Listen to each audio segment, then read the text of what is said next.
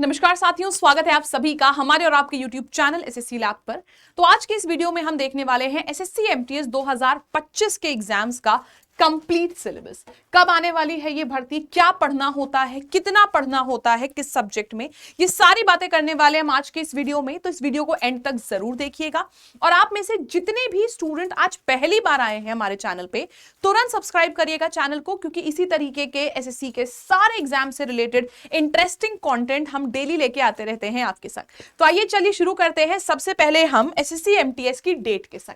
तो जब एसएससी 2025 का रिवाइज कैलेंडर आया तो उसके हिसाब से हमें पता चला कि एसएससी एमटीएस, जिसको हम मल्टीटास्किंग सर्विसेज भी स्टाफ बोलते हैं, एमटीएस में नॉन टेक्निकल और हवलदार की जो एग्जाम है उसकी वैकेंसी या हम कह सकते हैं फॉर्म फिलिंग कब शुरू होगा? 26 जून 2025 से, और चलेगा कब तक? 24/7 यानी कि 24 जुलाई 2025 तक। और इसका एग्जाम कब होगा?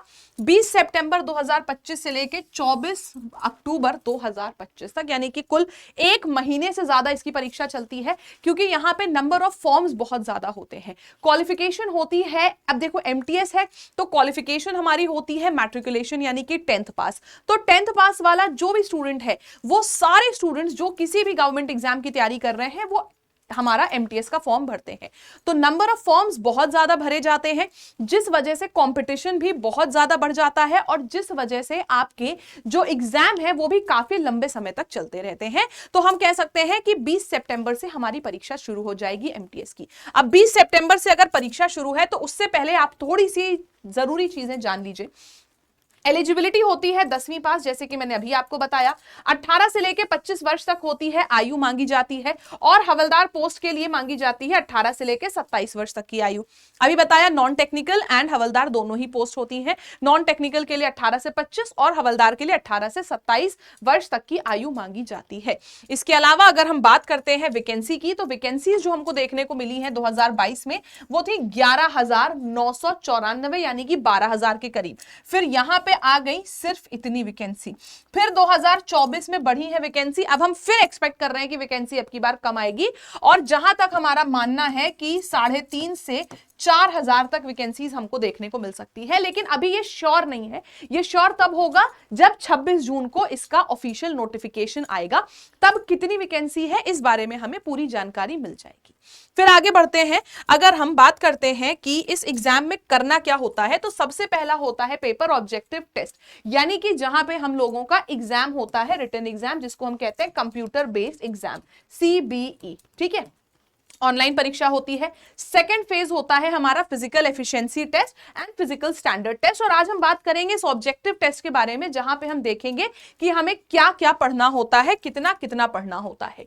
तो आपका एमटीएस जो होता है परीक्षा, वो होता है सेशन 1 एंड सेशन 2 में। ये एमटीएस का पेपर 1 का पैटर्न है, यानी कि प्री होता है, एक ही पेपर होता है आपका, प्री मेंस जैसा कुछ नहीं है। इसमें 4 सब्जेक्ट्स आते हैं, इंग्लिश, मैथ्स, रीजनिंग, जीएस, जहां मैथ्स और रीजनिंग आते हैं 20-20 क्वेश्चन। टोटल मिला के मैथ्स और रीजनिंग से हो गए 40 सवाल। एक सवाल होता है 3 नंबर का, तो आपके हो गए टोटल 120 नंबर किसके? मैथ्स और रीजनिंग के। और ये करने के लिए मिलता है आपको 45 मिनट का समय। जीके और इंग्लिश में जो क्वेश्चंस हैं वो बढ़ जाते हैं, जहां मैथ्स और रीजनिंग में 20-20 मिलते थे, जीके और इंग्लिश में 25-25 सवाल मिलते हैं, और हर एक क्वेश्चन वही 3 नंबर का, तो टोटल हो जाते हैं 75-75, यानी कि मिला के 150 क्वेश्चन, 150 नंबर आपके। तो अगर हम बात करें कि परीक्षा आपकी जो होती है, ये इंग्लिश और जीएस ज्यादा पूछी जाती है, मैथ्स और रीजनिंग 5 क्वेश्चंस कम पूछे जाते हैं आपके। और मैथ्स और रीजनिंग जो है, और चाहे जीएस और इंग्लिश है, हर में आपको 3 नंबर का एक सवाल मिलता है आप लोगों को। 120 नंबर हो गए मैथ्स और रीजनिंग के, जिसको हम कहते हैं सेशन 1, और सेशन 2 जिसमें आता है हमारा जीके और इंग्लिश, इसके हो गए 150 नंबर। तो टोटल हमको कितने सब्जेक्ट पढ़ने हैं? 4, इंग्लिश, मैथ्स, रीजनिंग, जीएस। इन चारों सब्जेक्ट का क्या सिलेबस रहता है एमटीएस का, ये देख लेते हैं। इंग्लिश के सब्जेक्ट की अगर बात करी जाए, तो इंग्लिश के सब्जेक्ट में सिलेबस आपको काफी वास्ट देखने को नहीं मिलेगा। आपको 10th के लेवल का पेपर मिलेगा, और आपको नंबर ऑफ टॉपिक्स भले ही ज्यादा मिल जाए, लेकिन जो लेवल है वो बहुत हाई नहीं मिलेगा एमटीएस की इंग्लिश में। सबसे पहले आता है हमारा स्पॉटिंग द एरर्स, जिसमें हमारा पूरा का पूरा ग्रामर कवर हो जाता है। हमें एरर डिटेक्शन करना है तो हमें उसके लिए ग्रामर पता होनी चाहिए। तो आपका noun, pronoun, verb, adverb, adjective, सब कुछ पूरा ग्रामर इसी में आ जाता है।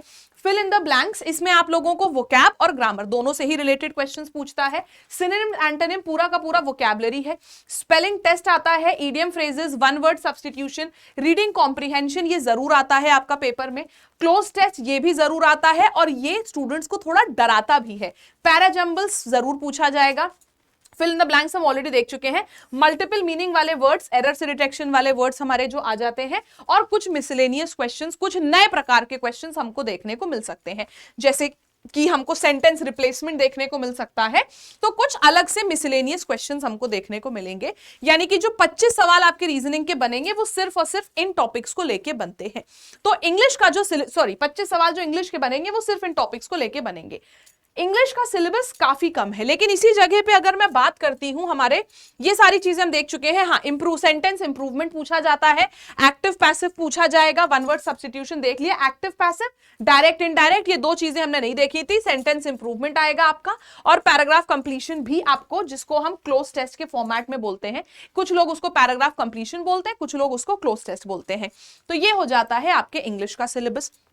फिर आगे बढ़ते हैं हम रीजनिंग के सिलेबस के साथ। रीजनिंग जिसमें से आपके पूछे जाने हैं 20 सवाल, लेकिन 20 सवालों के लिए जो टॉपिक्स है वो है लगभग 40। तो रीजनिंग का जो सिलेबस है वो इंग्लिश से तो थोड़ा सा ज्यादा ही बड़ा है। हालांकि इन 40 टॉपिक्स में से भी ना सिर्फ 32 टॉपिक्स ऐसे हैं जिनसे घुमा घुमा के वो सवाल पूछता है, बाकी के 8-10 टॉपिक्स को तो छोड़ ही देता है हमेशा। आइए बात करते हैं रीजनिंग के सिलेबस की। तो रीजनिंग में हमारा 2 प्रकार की रीजनिंग आती है, verbal, non verbal. Non verbal जिसमें फिगर वाले सारे सवाल आते हैं, और फिगर के अलावा जितने सवाल हैं वो सब वर्बल रीजनिंग में आ जाते हैं।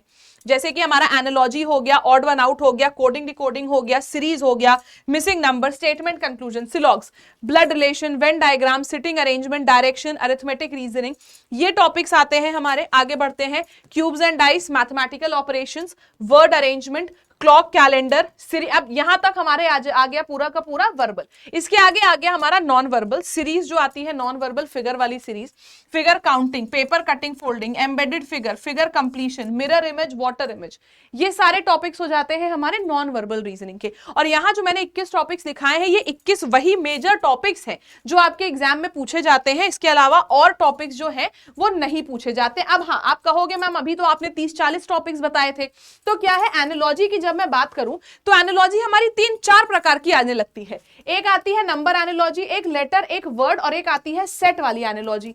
तो एनालॉजी जिसको मैंने 1 लिखा वो खुद ही 4 हो गए। सेम चीज ऑड वन आउट के संग, नंबर, लेटर, वर्ड। सेम चीज सीरीज के संग, नंबर, लेटर, रिपीटेड सीरीज और अल्फा न्यूमेरिक सीरीज, ये सब हमारा मिला के, तो आप देखो कुल मिला के वही हमारे 30 से 32 टॉपिक्स हैं जो घुमा घुमा के एमटीएस के इन 20 क्वेश्चंस में पूछे जाते हैं। हाँ, एमटीएस की एक और बहुत खास बात है, सिटिंग अरेंजमेंट और पजल जरूर पूछता है। बाकी एसएससी के किसी एग्जाम में पूछे ना पूछे, लेकिन यहां सिटिंग अरेंजमेंट और पजल जरूर पूछा जाता है।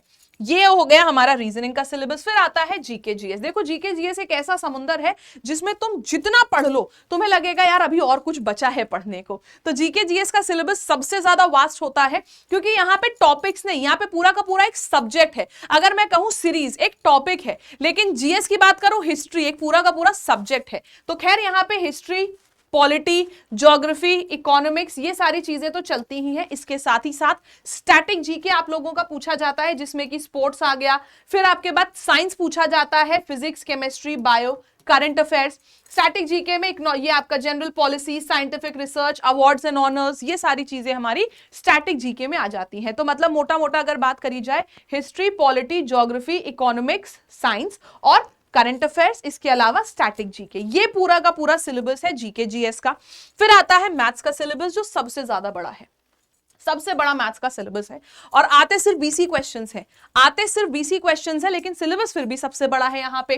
खैर यहाँ पे हमारा सबसे पहले आ जाता है number system, integration, LCM, HCF, decimal fraction. फिर उसके बाद फंडामेंटल अरिथमेटिक ऑपरेशन, जिसको हम जोड़ना, घटाना, गुणा, भाग कहते हैं। बॉड मास से रिलेटेड सवाल, percentage, ratio, proportion, time and work, simplification यानी कि सरलीकरण, प्रॉफिट लॉस, लाभ हानि, mixture alligation, simple interest, compound interest, surds, indices, time and work अभी देख ही लिया था, टाइम एंड डिस्टेंस, मेंसुरेशन आता है आपका, डीआई आता है आपका, फिर उसके साथ ही साथ हम मतलब ये सारे हम लोगों के टॉपिक्स आते हैं मैथ्स के।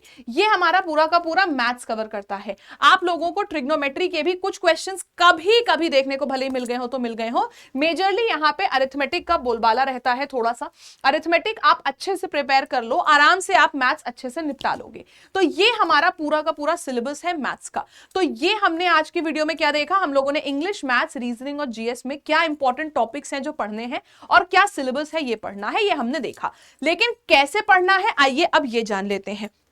आप में से जो भी स्टूडेंट्स एसएससी एमटीएस के एग्जाम की तैयारी कर रहे हैं उसके लिए आप आ सकते हैं हमारे एप्लीकेशन लैब पर। लैब एप्लीकेशन पर आने के बाद आपको एसएससी 2025 कंप्लीट फाउंडेशन, जिसमें इसका नाम है सिलेक्शन की मंजिल, ये नया बैच हमने लॉन्च किया है जिसका नाम है सिलेक्शन की मंजिल बैच, यानी कि एसएससी मंजिल 2025 का बैच, जिसमें एसएससी 2025 के सारे एग्जाम्स, चाहे हमारा सीजीएल हो, सीएचएसएल हो, एमटीएस हो, जीडी हो, सीपीओ हो या फेज एग्जाम हो, सारे एग्जाम्स की तैयारी एसएससी के हम एक साथ एक कोर्स के अंदर करा रहे हैं। आप चाहे एसएससी सीजीएल की तैयारी कर रहे हो या एमटीएस की, उन सब के लिए एक हमारा सिंगल कोर्स है जो शुरू हो रहा है 10 जून से। मंजिल बैच को चूज करने का एक सबसे बड़ा रीजन है कि आपको इंग्लिश, मैथ्स, रीजनिंग, जीएस चारों सब्जेक्ट्स की बेसिक से फाउंडेशन क्लासेस मिलेंगी। लाइव क्लासेस जो मिलेंगी उसके साथ ही साथ जो पढ़ाया जाएगा उसकी रिकॉर्डिंग आपके पास रहेगी, यानी कि 24/7 कभी भी आप रिकॉर्डिंग को देख सकते हो।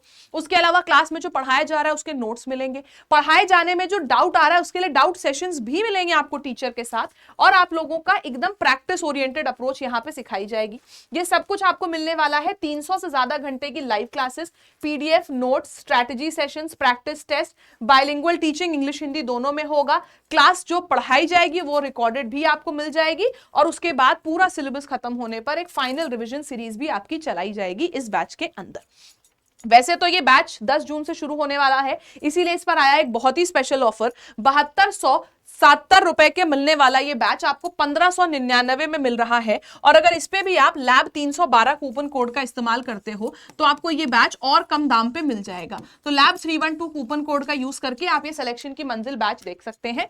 ये आपको हमारे एप्लीकेशन लैब एंड हमारी वेबसाइट lab.life पर मिल जाएगा। बाकी इसी तरीके की और इंटरेस्टिंग वीडियोस के लिए आज ही सब्सक्राइब करें हमारे यूट्यूब चैनल एसएससी लैब को। मिलते हैं अगले वीडियो में, तब तक के लिए जय हिंद, जय भारत।